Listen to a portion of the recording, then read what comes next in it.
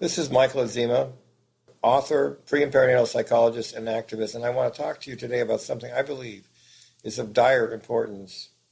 It is something I have written about at length, in particular in my book, Apocalypse Emergency Love's a Wake-Up Call. You see, dear listener, I compare what is happening right now to cause planetary death in the relatively near future to a trillion-alarm fire with everyone looking the other way. I say you need to respond to this with the urgency of being in a world war, marshaling all available national and world resources to bear on it, and not with the complacency of a Boy Scout litter pickup campaign. When you get a call at work that your house is on fire, you rush home, worrying about whether your family is alive or dead. What, if anything, remains of your precious keepsakes, and so on. And you don't, this time, stop on the way to have a short visit with your mother at the nursing home, grab a few things at the grocery store, or even fill up your tank at the gas station. You go straight home and try to save your family and home. I cannot believe the nonchalance around the huge environmental catastrophes that have gone on in just the last 5 years alone. Specifically, the Gulf oil spill and the Fukushima, Japan nuclear disaster. When the BP disaster was ongoing and gushing devastating amounts of oil into the Gulf, Donna Brazile, Democratic TV pundit, frustrated with the Obama administration's response to the spill, fumed aloud, "Where is the fierce urgency of now?" But these hugely unprecedented environmental catastrophes, daily spreading the damage to our planet, are just two canaries in a coal mine. We are just beginning to understand the immensity of the damage to our planet the Fukushima disaster did. We'll probably not be told the degree of radiation exposure from it we are receiving until long after people have been dying in droves from it. The BP oil spill of 2010 is similarly presenting ongoing planetary damage, which, like the Japan nuclear disaster, is not being reported. Dolphin and whale carcasses in the hundreds were washing up on Gulf beaches. Birds were dying and some were simply dropping dead out of the sky. We know for sure of at least one dead zone caused by the BP oil spill. I heard that there are 19 others that are known as well. Remember, a dead zone is an area in the ocean where nothing can live for lack of oxygen. This one is 100 miles long and 12 miles wide that I'm aware of. I have heard reports of other dead zones cropping up in the Gulf, and it has been said they are growing in size with time. Beyond these, we have to wonder how many more there are yet unknown and how great is the ongoing damage. But none of these dire events are being mentioned much in the media. We hear the reports, then the media directs our attention to something else. When Fukushima was being actively monitored by the media in 2011, I heard CNN report some very apocalyptic developments occurring there. Immediately afterward, CNN directed our attention to some in-depth reporting on a snake that had gotten loose in New York City. I mean, really? So we cover our eyes to what is going on. We dismiss these events, assuming that someone higher up than us is surely attending to the problem. Though we would never admit it, we take comfort in thinking that people more in the know and influential, people with more status, degrees, power, are on the front line and will certainly make better decisions than we ever could. So doing, we blind ourselves to the fact that these people in charge are blinded and made obtuse by their greed and self-interest. They see dimly, if at all, through that screen of greed at the dire prospects they are juggling with.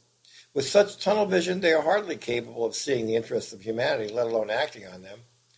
Furthermore, they console themselves with the thought that someone else higher up, or not, often just someone other than them, is certainly taking care of the big things. Ultimately, people are passing the buck all the way up to God. Seriously, this theological cul-de-sac is the ultimate, most reliable place of retreat for the theistic as well as most of the non-theistic, if people were to be honest about their thoughts. But this is the most comforting of cop-outs and the greatest excuse to carry on acting recklessly out of all too trivial motivations of unhinged greed and blind self-interest. What is worse is these things are only the tiny beginnings of much more that is bound to happen. If we do not listen up and wake up, we'll be just as unprepared and helpless when the even more dire and apocalyptic events unfold. This is not a time to curl up under the covers. Some scientists are saying we will see up to a 50% die-off rate, extinction of species within the next 15 to 35 years. That puts it at the outmost, at mid-century. This century. Yes, that's right. Most likely within your lifetime. Almost certainly within your children's lifetimes. What they are saying is that within that time, half the species we see now will be gone forever. To think that we will be around after that, even to watch video games of the wildlife that once was, is the same as a doctor saying to someone, sorry, within 15 to 35 years, half of the organs in your body will be gone. They'll die and fall away, and you'll be disabled. Would such a person be merely disabled? You see what I mean? As for the exactness of those figures, the actual amount of extinction in the time frame, well, they are hardly relevant, though many hearing this will want to take up that train of thought to avoid knowing this hard reality. Why? You see, the actual figures are not relevant, as there is no need to quibble about how many species, when any amount of extinction in any way in the same universe of those figures will be equally dire. For we are part of a fragile ecosystem. Do we really think we are going to be alive at that point, after anywhere near that level of extinction? Do we think that losing a good proportion of the species on this planet, many of which have been here for hundreds of thousands, even millions of years, within a few short decades, within our lifetime, is not going to have consequences for our own lives? And what will be the extinction rate afterward? Scientists tell us the rate of extinction is increasing, that every species extinction leads to the extinction of others bound to that species in a complex ecological web. They are saying that the extinction numbers are likely to snowball in the coming decades as our ecosystem unravels. I ask you, do you think such a dying off of life on this planet would not accelerate as the very ecosystem of this planet implodes, with ever more consequences and increasingly less support for the life and species remaining? Some want to quibble about actual figures, and they stay focused on that. They purposely avoid looking at the big picture. It makes them feel better to do so. But we need also to realize that the extinction scenario is a barometer of an even larger problem. Problems. For the extinction rate is just one of the many things that are going on that are signs of omni-extinction and ecosystem collapse. You just have to think of the many new things we are putting into our environment that have never existed before and that will not go away or decompose, some of them for hundreds or thousands of years. Nuclear waste and radiation are just one of them, although the most deadly. But plastics are another example. All kinds of new man-made chemicals with long-term effects unknown or deadly we are pouring into our environment with about the level of concern of a drunken canine. It is no coincidence that currently we are inundated with zombie images in movies. A part of us knows just how unconscious are the great majority of humans at this time. Is that not insane? As Einstein saw it, insanity is continuing to do the same thing which has failed, expecting different results. What else is it but insane to go about in Icarus style? Remember, Icarus was painted on wings in his exuberance, flew too close to the sun, plummeted to Earth, and died. What else is it but insane proceeding with the construction of nuclear plants, going along with the use of fossil fuels, not addressing the plight of millions of species of planet mates going extinct, in awareness that our survival depends on them, ignoring the collapse of an ecosystem in full swing, one in which we are immersed and upon which we are fully dependent, and simply not changing our normal lives, even as we know that unless we do, it will have mortal consequences for ourselves and all life we know, including our loved ones. I ask you to consider with me how and how we humans are going to be alive to even see what happens after that kind of extinction.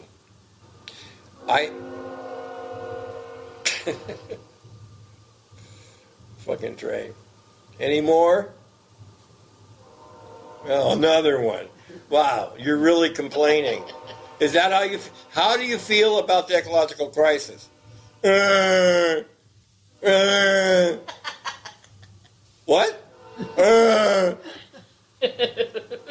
Even, hell, I mean, the animals are one thing, but trains don't even like it. What do you think? What do you think about the ecological crisis? Oh. Now you got nothing to say. All right. I asked you to consider with me how and how we humans, are going to be alive to even see what happens after that kind of extinction. Think for a moment of how much death that means. Remember what we know about our delicate web of interconnections between us and planet mates. The world will come to an end if bankers don't get money, they told Americans in 2008, and if something disrupts our ability to drive or for trucks to get goods to market, it's Mad Max time, right? Well, how about when the bees didn't show up? One species out of the estimated 9 million was said to be going away. Folks in the know were frantic, not just about the economies of the world and our ability to feed ourselves, but about the very survival of humans on Earth. We were hearing that without any bees, humans die within decades. Well, what happens with millions of species gone forever? The extinction of species is going on this moment at an incredible rate of 1,000 to 10,000 1,000 times the normal rate of extinction and pushing us into the greatest die-off of species since the dinosaurs 65 million years ago. Remember, our species, even the primate species before us, we can only go back 3 to 5 million years. Our own species, Homo sapiens, is supposed to have been around for like under 100,000 years. So this is 65 million years ago when we had that great die-off of the dinosaurs. Yet an idea was put forth to me about this, that we are assuming death is evil. She was referring to the ramifications of this die-off for the viability of our own species. This person intended, considering the context, for her nonchalance about death to be taken spiritually, philosophically. I, for one, am not assuming death is an evil. I do not believe death is ultimately evil at all. Quite the contrary. Death has always been a part of life, and all the religions have it as a sublime culmination of a life well lived. But that is a spiritual perspective, and that is the perspective about death in its essence. It is a vision from a spiritual stance, rooted in quantum physics, philosophy, and Eastern mysticism, as well as from a traditional religious view, where it is held that one's life in the body is only a tryout for a better real life in heaven. Okay, let's say death is beautiful in essence, and that going back to God can very well be seen as the highest accomplishment and culmination of a life lived well. But we're not just talking about my death or your death. We're talking about you and I deciding, by refusing to fight back the apocalypse, which could be taken up merely by changing some of our greedy, wasteful, egoistic ways, the death of untold trillions of other living, conscious beings, indeed of conscious things, beings, that we are not evolved enough to even be aware of. We are deciding that their death, because of our actions, well, that's not so evil, eh? Well, that's easy for us to say, but how about them? Don't you think they might be a tad upset that we would be deciding this for them, Jonestown style? So I agree that the matter of death is the point that needs to be addressed before we can really commit ourselves to the fight and the struggle to change that is being required of us. But I have never found anyone able to shake or even threaten the principle I have found to stand on regarding this, which is that God's creation, assuming for a moment there is a God, which includes death in her, his, time, and in the way he, she would have for each of us, can be seen as beauteous perfection. But murder, which is my deciding, or anyone but God deciding for another that death is good, well, is that not what Hitler did? What the Nazis did? Death, not evil, may be beautiful. Murder of untold multi-billion trillions through greed, laziness, egotism, hubris, and extreme lack of empathy and feeling for the feelings/consciousness of those others? Well, I say evil. Evil beyond all imagining. Evil beyond anything ever conceived or acted ever before in the billions of years of existence of this planet. Evil, even the killing of the planet, its systems so perfectly balanced, so far beyond our understanding. Of a nature that is beyond our comprehension, which for all we know is akin to a higher consciousness, a diva, a god, goddess. Yes, evil to murder, incredibly evil to bring to an end such things so far above and beyond our understanding that we cannot even comprehend the magnitude of that evil. Now, that is my conclusion. I deem that murder on a scale so huge as to be inconceivable, of numbers of beings so great, we have no way of knowing the hideous magnitude of the crime, not to mention 7 billion alone of our own species, and laying to waste the dreams, efforts, and results of multi-bajillions of past lives on this planet of all species is evil. That is something I do not want to ever think I helped to happen.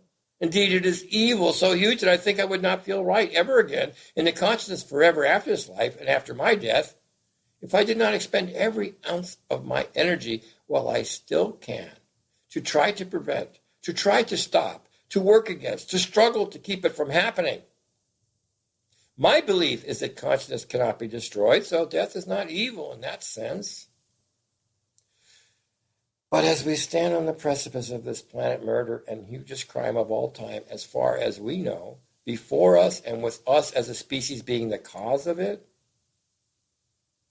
well, I can only say the worst thing I can imagine is having an eternity of consciousness, knowing that I could have been part of the solution, but I trivialized it. I used a convenient spiritual belief or teaching or theological nicety to rationalize it so that I could continue to sleep and unaware of the horror I participated in, as I chose, through being afraid to look at the immense suffering involved, to blind myself with distractions and feel-good platitudes, as in the death that is not evil. So instead of an eternity of peace, knowing that I stood against the greatest evil ever known and fought as hard as I could, although perhaps we failed, instead it could be an eternity of regret and loathing, not being able to be unaware that I was a part of the horror, the monster, participated in the killing, and helped others to also, by participating in the feel-good cover-up, the blinding of eyes, the zombification of brains. As the deepest darkness ever known, gradually but unmistakably arose on the horizon and came toward us, increasing in speed, becoming more fearsome, detailed, clear, unmistakable, unavoidable, and ever harder to be blind to, ever clearer in its brutality and the suffering and unimaginable pain in its aftermath. And so I would spend an eternity knowing, not being able to not know, that I was it, that I became it, helped it, that I was, as they say, part of the problem, not the solution. And I didn't have to be. For everyone else, I ask, care to choose what you'd like to have sitting around in that imperishable, unending, forever consciousness we're blessed with? A correspondent of mine emailed me to recommend a book by John Leslie titled The End of the World. She said the book makes a disturbingly solid case for our extinction, saying that we are among the last generations of humans.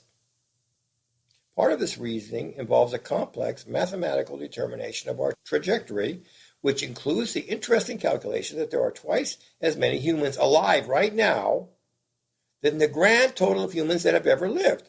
That last is a provocative finding, to say the least. His premise alone got me to thinking. Of course, what I know confirms his conclusions about our extinction in space, but I couldn't help feeling irked by his all too familiar perspective. For to me, it is not just about our species, it is not just about our extinction, it is not just suicide, or considering it is us as a species bringing about our own demise, it is not just humanicide, it is murder. We are talking about ecocide. We are talking about omni-extinction. It includes the loss of all life on this planet, not just our own. Recently, I checked on the actual number of species that currently are on our planet, and the number was estimated at 500 million species. Another estimate has it that there are 8.7 million species, excluding bacteria. However you look at it, there are a lot. We are hardly alone here on planet Earth. I think the whole problem is that we only see life in terms of our species. Indeed, some people think in terms of life only being for those of their religion, nation, social group, tribe, family, or even just oneself, all of which aid the murder of those who are deemed to be not life. So Leslie is apparently thinking along the lines of many others who are not seeing the tragedy we are perpetrating to those other than our species, which is a milder form of the bigotry and prejudice we hold for one human against another type of human. I think that is a shame. But then we cannot seem to even wake people up to saving themselves or their children. So how can we get them to empathize with the trillions upon trillions of other lives and the millions of other life forms we share this planet with? I guess that is my problem with his approach. It comes from my feeling that, okay, we are committing humanicide, but one could make the case that we deserve it. But how dare we blow up like a species suicide bomber without a second thought for their pain or their lives, which are only too dumb and ego-species-centric, bigoted to see, let alone empathize with, as simple collateral damage, innumerable multi-bajillion trillions of innocent souls, life forms, and millions of other entire species of them with us. That is murder of the highest degree and an evil that this planet has never imagined before this time. Again, I see the point of talking to people where they are coming from as a starting point, as Leslie is doing. But shouldn't we try to raise as much awareness as possible of, to me, the much greater evil that we are committing for those who can hear it? I say, if we want to kill ourselves off, that is one thing. But how dare we sink to becoming the biggest mass murderers of all time by a multi-trillion-fold? We are currently making the Nazis look like Mother Teresa's by comparison. If there will be a history of our species by an alien race after we are gone, I do not doubt that the words of Fukushima and oil spill dead zones will have the same kind of black potency that Auschwitz and Dachau currently have for us. If you care about your children, you'll man up, woman up, cowboy up, whatever, anything but cover up, and face the horror. Become the noble humans we are capable of being, and join with others to pull off the most heroic actions of all time. Or else we'll be deemed throughout the universe as suicidal ape, and our portrait will be no different from Mars. The better angels of our beings are urging us to pay attention. For more on this, I urge you to look to my book, Apocalypse Emergency Love's Wake-Up Call, available at Amazon. This is Michael Adzema. You have a good day.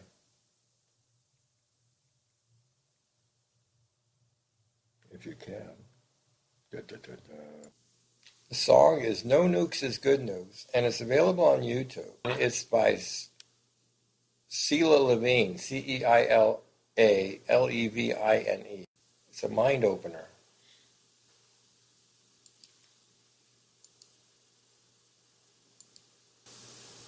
As you finally get down to actual brass tacks, so to speak, as Starr said, it was very, very powerful because there are more specifics, the ghosts will still being just one. And I just think it was the best presentation you've given so far, because you have specific instances of how the ecosystem is collapsing as we speak. It calls for action, and that was the beauty of it.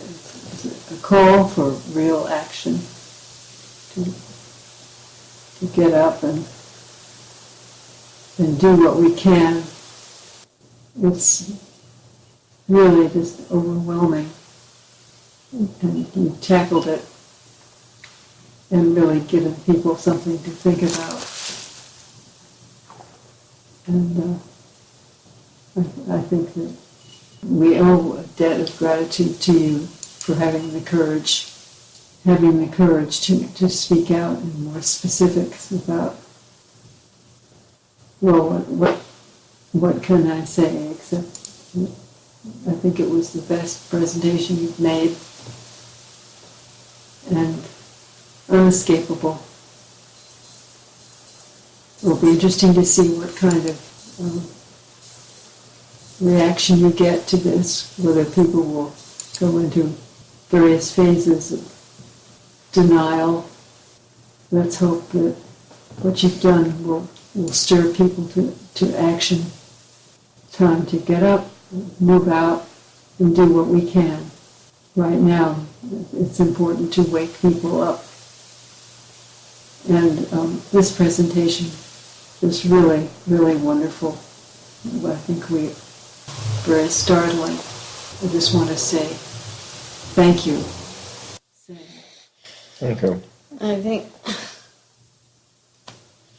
on the meet up with Christ, the way that I could look him right in the eye with a clear conscience is that I did something to reverse this damage on a great magnitude that I'm capable of. Mm. Yeah. And that's really the important thing for me, is that I did my part. And I don't, like people say, oh, we'll fail on everything. That's not the point. It's not about whether we're going to succeed or fail. It's going to be about, what's your conscience going to be like? Yeah. I mean, And I say this, from stuff you read about, like death and transcendence into the other realm, and someone that I took care of for a long time, and I'm shocked, he just passed away. Really? But he had an experience where he encountered Christ, and he broke down heavily sobbing into tears because he saw things that he really regretted largely. And How do you know that? Kathy told me, and it was witnessed by other people. He did this before he died? Yeah. He had his vision before he died of his life? He had a rerun and he encountered Christ. No kidding. Before he died. That usually happens afterwards. Before he died. Fantastic. And when I meet up with Christ, I just want to feel like I have a clean conscience. And in my life, I've never intentionally tried to hurt people or hurt animals. I mean, I am trying to be the best me that I can be. And in a disabled body, I say, what can I do to put my 2 cents into the ripple effect? Yeah. Because over the years, I did a lot of songwriting, but over these past 4 or 5 years, I've had to put a lot of energy into just staying alive. Yeah, well, that's it. Yeah. You have to do that. I know, there's But that. it's all about what do you do after that? It's just like I had to put the oxygen mask on me, and then First, exactly. That's a good point. And that's all I've been able to do. Good analogy. It's like a plane going down, right? Yeah, and you have to give a plane going down. Yes, right we now. are, and you have to put the oxygen mask on yourself first before you can help. And God knows, that's what Mary Lynn and I did. And that's been such a struggle with me, because I was forced into having to concentrate most of my energy on myself, and I see the things on a global scale, and that's where I feel torn about. Like, what can I possibly do? Yeah, I would never judge you. You've done work. Just the one song alone on the nuclear thing. That's brilliant. That is putting a big stone in the pond. It is. And someday more people will be listening to that, and it's going to wake people up. When this gets around more, I know that's true. People like me will be referring to it for one thing. And if I ever get any kind of voice, I will be referring people to it and even using it. But what I'm saying is, you don't have a problem, and I know you'll continue to help. The thing about the oxygen mask analogy, though, like for a lot of people, though, it's like, you got to put the oxygen mask on yourself first, but you don't go at the same time saying, okay, I want to go get some peanuts too, and a little snack, and have a highball, have a mixed drink, and before I help anybody else out. Oh. And I think that's what most people are doing. It's like, it's hopeless. So I'll go and, I deserve to have a snack and a mixed drink here because it's so depressing. I mean, who doesn't need a drink right now? The plane's going down. It's like, I better have a drink. Well, the whole point is the plane's going down. Just get the fucking oxygen and get to work. Yeah. Stop with the fucking I want to, can you give me a packet of peanuts there? And can I have a mixed drink while it's going down? Come on. That's another thing, because then you're asking for help. And you're asking people to divert their attention to you instead of themselves working on it. Oh, right. Yeah. But no, I think that's the analogy. People are just taking care of their own, themselves and their family, and they say, "Oh, that's enough." It's not enough. I don't like it when I hear people like. The Dalai Lama saying, we don't need to go and try to save the world. No, just if we do a little tiny action in our personal lives, for the people around us, it's like bullshit. That's exactly what the problem is. If all you can do is extend your sphere or your field of love energy to only include your family, you're not any better than what humans have been for, since there's been civilization. You're no better. No. And you can't live with that idea that all that matters is us taking care of our family. People use that excuse and have gone to war. The Nazis were good to their families too. Oh yeah. It's not about just being able to identify with your family. If you can't extend your identity beyond the confines of your family, your tribe, your community, to include you, not just your nation even, but to include not just even all humans, but all life on this planet and even beyond. Yeah. Then you're not helping. Right. You're just part of the problem. But yeah, so what you're saying is that song I put out is going to create many ripple effects. The thing is, it's used. You can't say what it's going to do, but you've done your job, and then that's where somebody else has to pick it up. Yeah. You can't force people to listen to your song. No, I can't. But you did your job. That's why I can't force people to read my books. But I did my job. It's about my conscience. It's about your conscience. It's like if everybody just followed their conscience and did what they felt they had to, what they could. I know. Then cumulatively, we wouldn't have a problem at all. Mm-mm. And that makes me feel good that you'll refer to my song. But other than that, I don't have control over what other people do or not do. But I threw the stone in the river. No, if everybody just did a little bit like that, we all got to survive. I know. And if everybody would just do that little bit into the movement, it's kind of like all those hands pushing on the wheel, Yeah. It's like we have to move the whole planet, but with a billion hands, the entire planet could be moved. Right. That's true. And you can only do your part. Yeah. And you shouldn't even stress about the rest, because to the extent that you're looking at whether it's going to succeed or fail, and it doesn't matter. That could bum you out, My friend Melissa said something profoundly true to me the other day. She said that I need to learn to not take on other people's stuff. I mean, that means not take responsibility for any of their stuff, whether it's apathy, inertia, if they choose not to pay attention to what I put out, that's on them. That is not on me. That's right. Yeah. That's the point. It's there's two things to do. You think universally, think globally, but you do your work, and you just focus on that, and you do it without attachment. I mean, without attachment to the results. We cannot know. This is Sai Baba talks about, love my uncertainty, because he's saying all of life is uncertain. But we must continue doing our dharma, doing what's right, without caring, not even looking to what the results they're going to have. Just have faith in the process of doing what's right.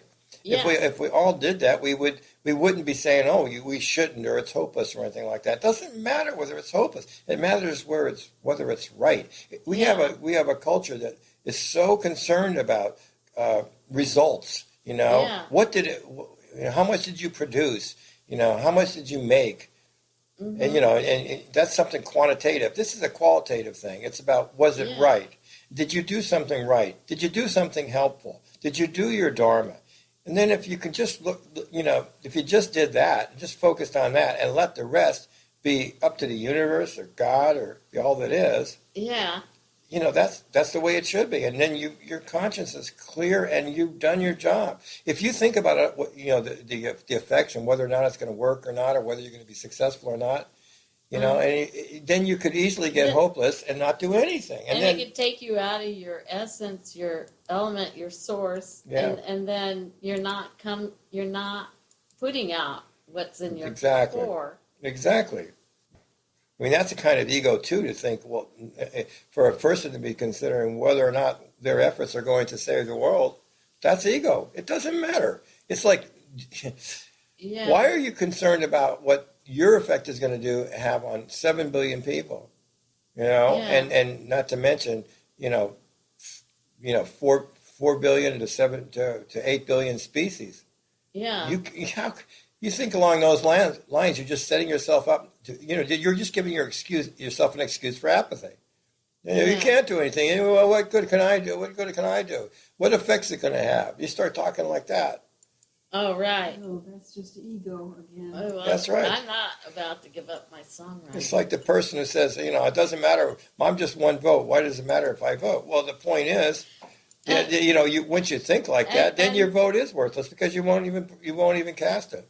Well, yeah, I am voting. Self-fulfilling prophecy. I am No, I'm just voting using in an the analogy. election. Yeah. I'm just using an analogy there. Right. I'm saying it's like that. People say that all the time. The same thing applies.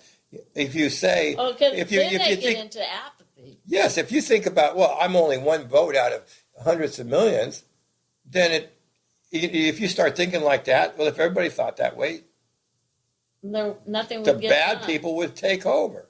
Yeah. Well, Right. I already have, but I know.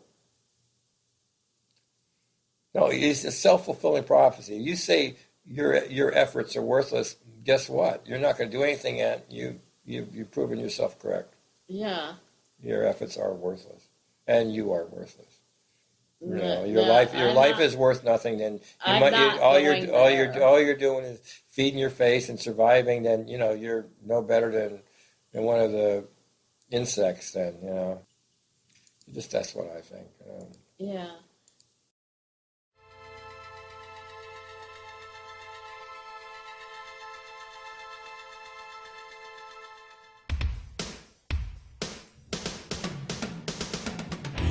Revisiting ashes of the past, haunting memories that last and last. What we know at Nagasaki, Hiroshima, leaves me in a dark, uncharted arena. Frightened, bewildered faces in the haze, dying, burning people in a nuclear haze.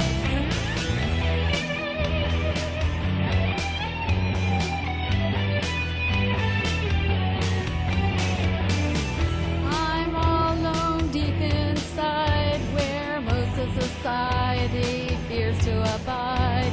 Childhood friends look the other way, at such a loss as to what to say. Can't bear to learn of all this alone, all the gruesome horrors I've been shown. Grinning women are everywhere. Breathe the dawn to heal this nightmare. No nukes is good news. Can't you read between the lines? Us grassroots troubadour dukes. Atomic energy never flies. Trying to convince us we need nuclear plants. You'd never hear these words come from my aunt. Plutonium dust poisons our soil. Food, air, water for many years of spoil. Don't want uranium traces in my drink. Save nuclear storage, you better rethink.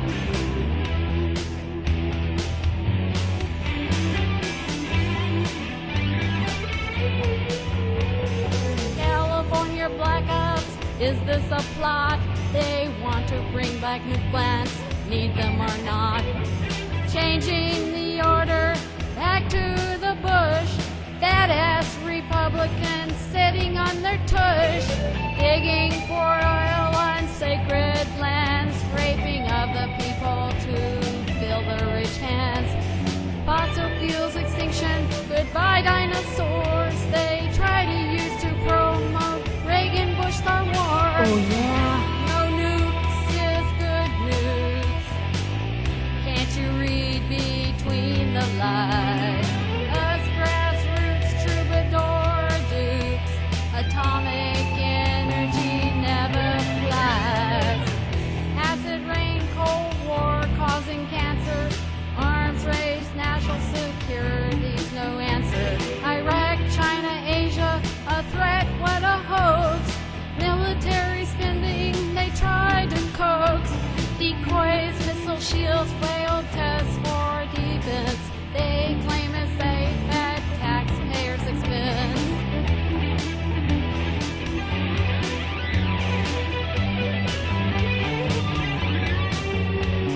Spend our money on nuclear warheads and missiles instead of piano, Stratocasters, amps, and whistles. Anesthetize ourselves with a ninny nuke plan. What about a comprehensive test ban?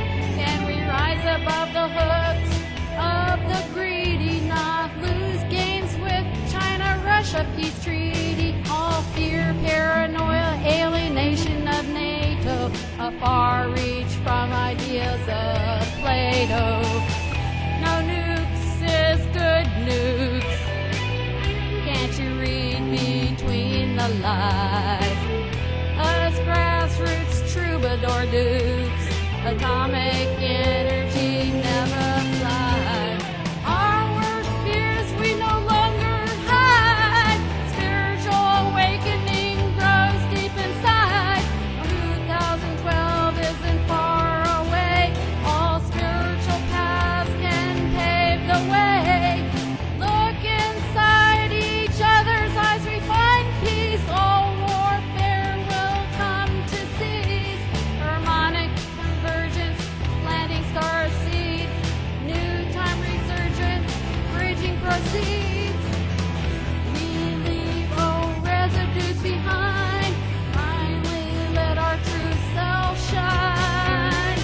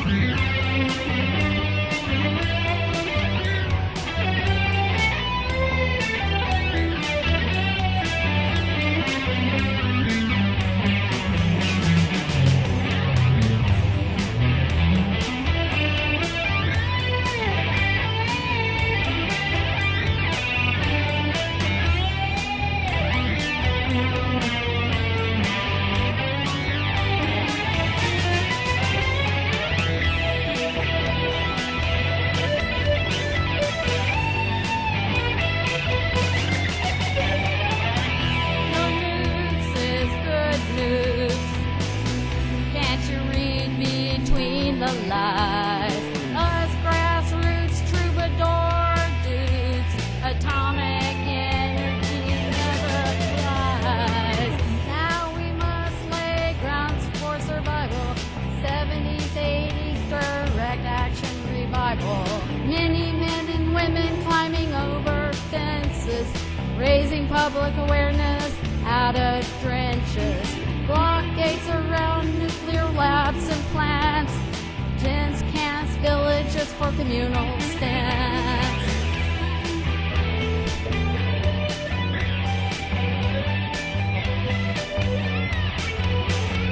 Many protests in coming times will mushroom.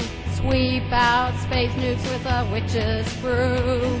Songs, rituals, Christians, pagans, others in jail. Non-violent action, authority can't derail. New webs of network being spun.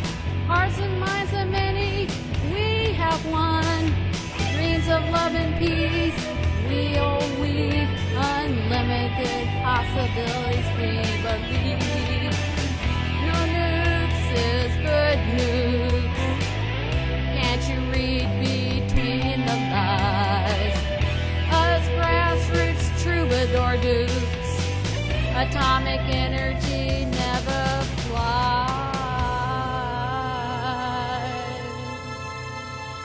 The only good nuclear reactor is 93 million miles away.